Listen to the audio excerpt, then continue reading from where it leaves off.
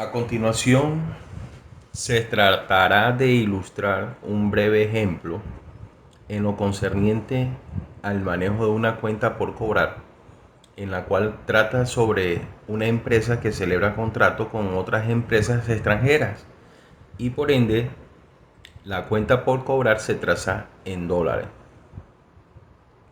Vemos que en este ejemplo vemos unos 2, 3, 4 clientes en los cuales la cuenta por cobrar en determinadas fechas se estableció en dólares. En el caso del cliente XX, observamos que para el 15 de noviembre del año 2019 la cuenta por cobrar estaba en $30,000. El cliente XY para el 1 de junio del 2020 estaba en $15,000.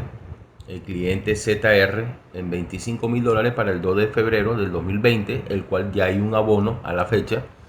Y el cliente PQ tiene una cartera de $30,000 al 1 de febrero del 2020 y se pactó el pago a 2 años. Por política, la empresa tiene como mecanismo que el manejo de lo que se conoce habitualmente como provisión de cartera. Técnicamente hablando, se va a aplicar lo que es la misma provisión fiscal para el caso de el análisis de cartera o la provisión individual. Hacemos un pequeño análisis de vencimiento de cartera. Aquí observamos que en este caso la empresa que tiene establecido una cuenta por cobrar con el cliente XX tiene una duración o su cartera está en 501 días hasta la fecha del 30 de marzo del año 2021. Lo mismo ocurre con el cliente XY, está en 302 días de vencimiento, el cliente ZR en 422 días y el cliente PQ en 423 días, como podemos observar en estos momentos. Para poder hacer un análisis respectivo en lo que concierne al cliente PQ, que es el último en el cual se pactó que esta cartera va a ser cancelada a los 2 años. Esta es la única cartera en la cual se le tiene que hacer un análisis de vencimiento a través de una tabla de amortización, en el cual simplemente consiste en traer los valores futuros a valor presente de aquella deuda que contrajo nuestro cliente, o en el caso del cliente que contrajo con la empresa, y que tenemos que traer esos flujos futuros, traerlos a valor presente, a valor de hoy.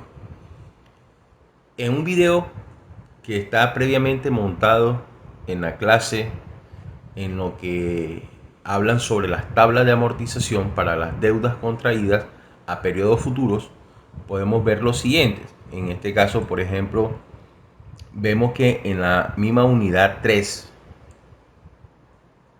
vemos unos videos donde ya hablan de valor razonable bajo NIF. Vemos dos videos que hablan sobre valor razonable.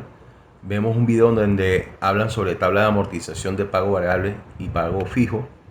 Pero más que todo me interesa que vean bastante y analicen bien el video, que es medición posterior, tabla de amortización de cuentas por cobrar. En esta medición posterior, que es lo que se conoce como la medición inicial, y recordemos que para efecto del cálculo de las cuentas por cobrar en las normas internacionales hay una medición inicial y una medición posterior. Esa medición posterior a la que está haciendo énfasis se tiene que hacer a través de una tabla de amortización.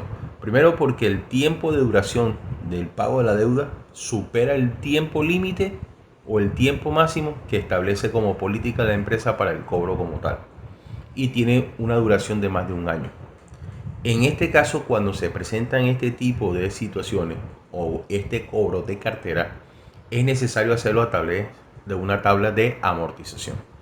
Esta tabla de amortización se explica en este video y consiste sencillamente y llanamente en traer los valores futuros a valores presentes o a valor de hoy. ¿Qué es lo que me quiere decir? Esta tasa o esta cartera que está establecida en $30,000 a la fecha del 1 de febrero del 2020, tengo que traer esos pagos periódicos que se van a ocurrir durante un lapso de tiempo, ¿sí? A partir del 1 de febrero del 2020, 1 de marzo del 2020, 1 de abril del 2020 y así sucesivamente, 2 años, o sea que estamos hablando en el año 22, por allá como el 1 de febrero del año 2022, es que se va a hacer el pago respectivo. Entonces, esa proyección por cada uno de esos periodos tengo que traerlo a valor presente y eso es lo que se hace a través de la fórmula de el BA. Si observamos aquí en la parte superior, el Excel tiene una fórmula predeterminada que se llama valor actual o valor presente, BA.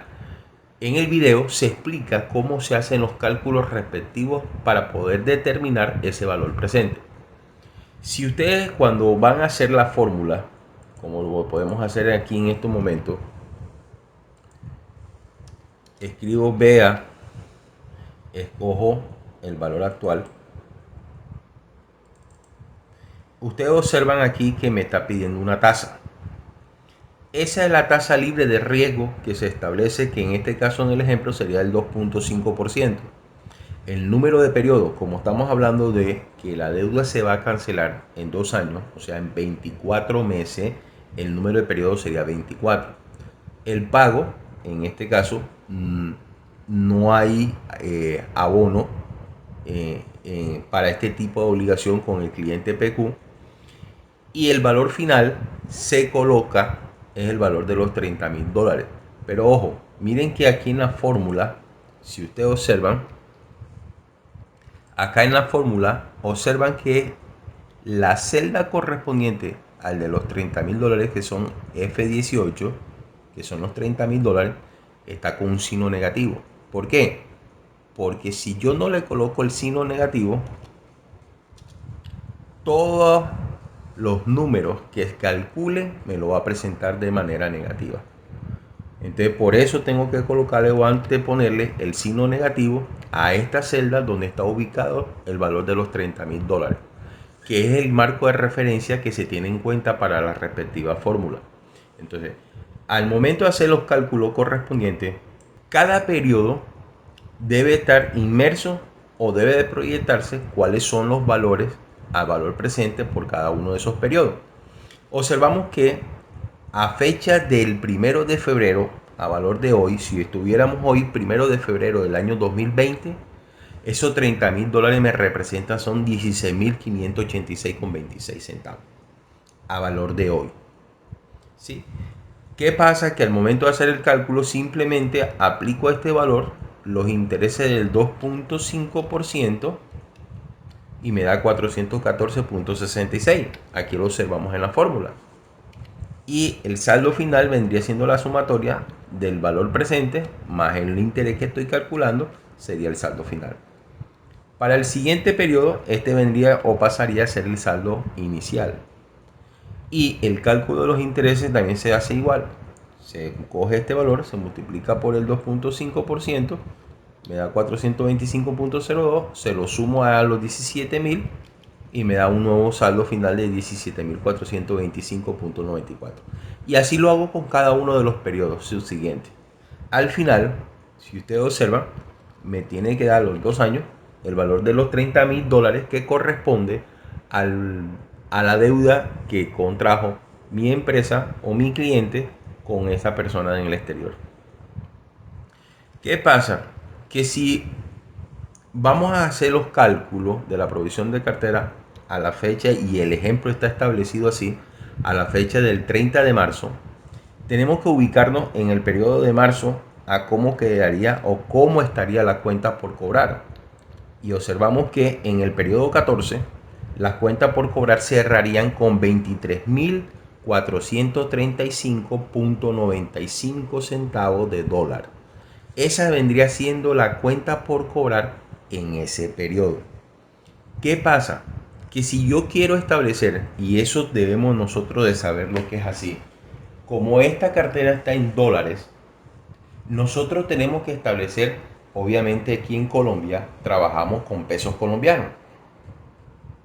Por lo tanto, si nosotros queremos saber al cierre del mes de marzo cuánto corresponde esa cartera en pesos colombianos, tenemos que buscar en el internet la tasa representativa del dólar a la fecha del cierre del 30 de marzo para poder multiplicarla y saber cuánto es en pesos colombianos. Palabra más o palabra menos, nos ubicamos y verificamos la tasa representativa del dólar al 30 de marzo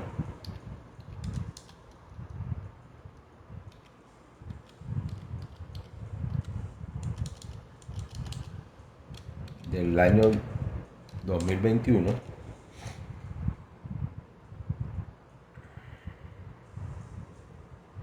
Nos vamos a la tasa del dólar del 30 de marzo del año 2021,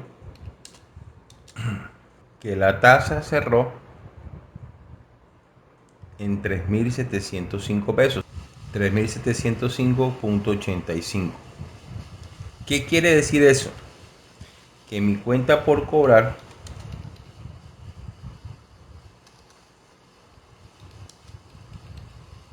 en pesos colombianos a la fecha del cierre del mes de marzo sería de 86.850.122.91.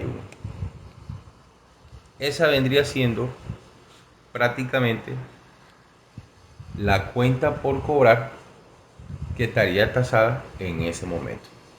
Ya cuando yo tengo un marco de referencia a través de una tabla de amortización y para poder determinar el valor por cada periodo en que tiene que ser tasado al precio de dólar para después convertirlos a pesos colombianos, y tengo idea de cómo es el procedimiento en la cual por cada uno de esos periodos en la contabilidad yo tengo que registrarlo a la tasa representativa del mercado correspondiente por cada periodo.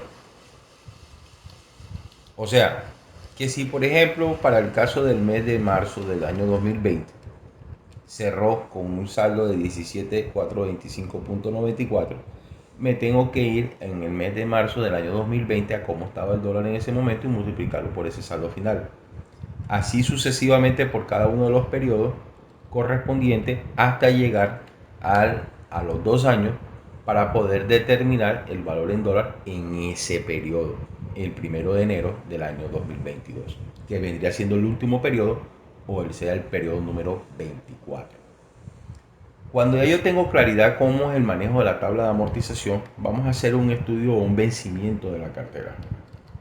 Aquí observamos, por ejemplo, en el caso del primer cliente, el cliente XX, el cliente XY, vemos también el cliente ZR y el cliente PQ, con la fecha inicial en que se contrajo la deuda y a la fecha del cierre del informe, que es el 30 de marzo del año 2021.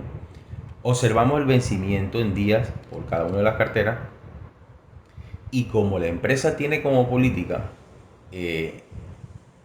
aplicar para efectos del cálculo de la provisión de cartera, tiene que aplicar en este caso el estudio o vendría siendo la mecánica de la provisión individual. O sea que le vamos a aplicar según este caso y según lo que se maneja bajo las normas tributarias el 33% de aquellas carteras que está vencida por más de un año. ¿Cuáles son las carteras que están vencidas por más de un año? Vendría siendo la del cliente XX, ¿sí? La del cliente ZR y la del cliente PQ. Pero ojo, la del cliente PQ no se hace en este caso por ningún momento el deterioro de cartera, porque se estableció desde el inicio de la deuda que la deuda sería cancelada a los 2 años. Y como eso se pactó, es un acuerdo entre la voluntad de las partes, no se tiene que hacer cálculo del deterioro de la cartera. Por lo tanto, al momento de hacer el cálculo correspondiente al vencimiento o al deterioro de la cartera, solamente tenemos que escoger la del cliente XX y la del cliente ZR. Estos dos clientes, su vencimiento son de más de un año y se le calcula al momento de la deuda o el que tiene en este previamente establecido la persona al cierre del 30 de marzo, el saldo que corresponde en dólares, tasarlos a pesos colombianos y por lo tanto vemos de que al momento de aplicar el 33%, la provisión son los que están de color verde. O el deterioro de la cartera vendría siendo lo que está de color verde. En este caso, el total del deterioro de la cartera sería de 48.917.220, que vendría siendo la sumatoria de los 36 millones más los 12 millones de pesos. Ese deterioro de cartera tiene un registro contable, que es el gasto del deterioro, al crédito sería el deterioro acumulado, o lo que se conocía anteriormente como provisión de cartera. Recordemos que en las cuentas de activos, las cuentas que son de saldo crédito son la depreciación acumulada y lo que se conocía anteriormente como provisión de cartera, que hoy se conoce como deterioro de cartera.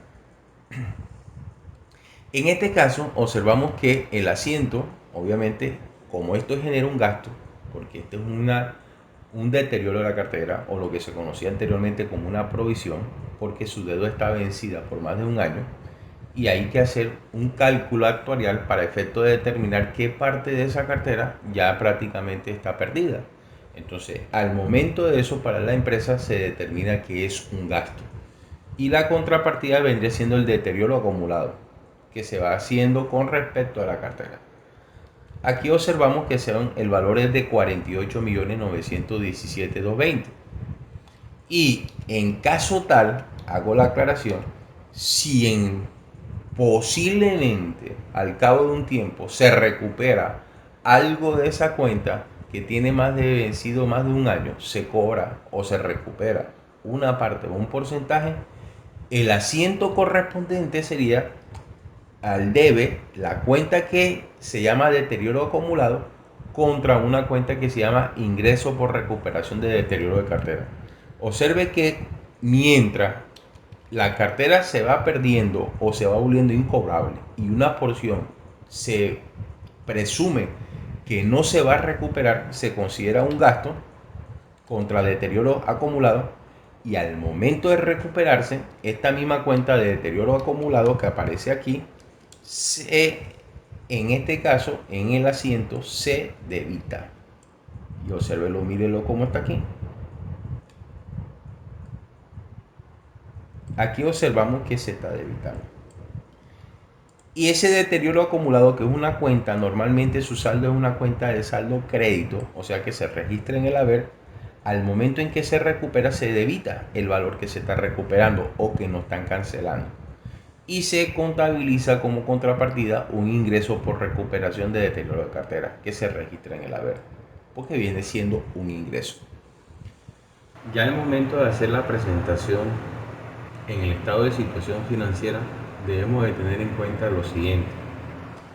Al cierre de la deuda que nosotros teníamos correspondiente inicialmente a la deuda del cliente, en este caso sería el cliente PQ, debemos de recordar que como estamos trabajando una tabla de amortización, el valor que teníamos inicialmente era de $30.000, pero el saldo correspondiente, que son los mismos $30.000, todavía hasta la fecha del 30 de marzo del 2021 no se ha hecho ningún abono.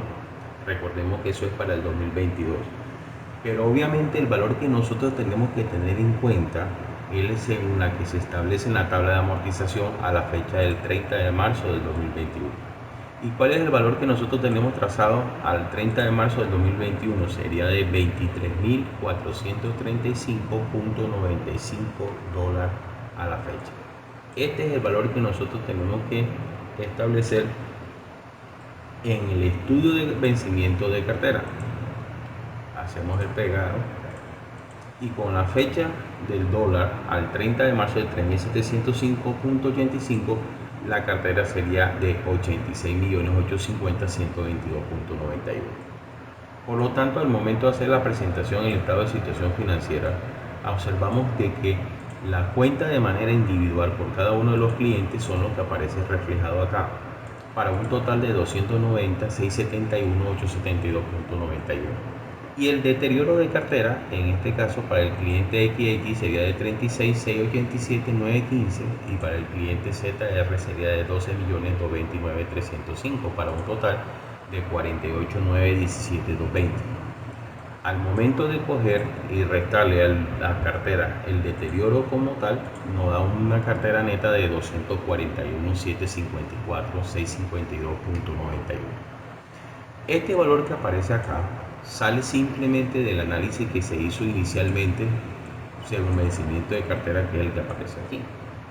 Estos mismos valores son los que aparecen reflejados en el estado de situación financiera de manera individual por cada uno de los clientes, para un total de 290 millones.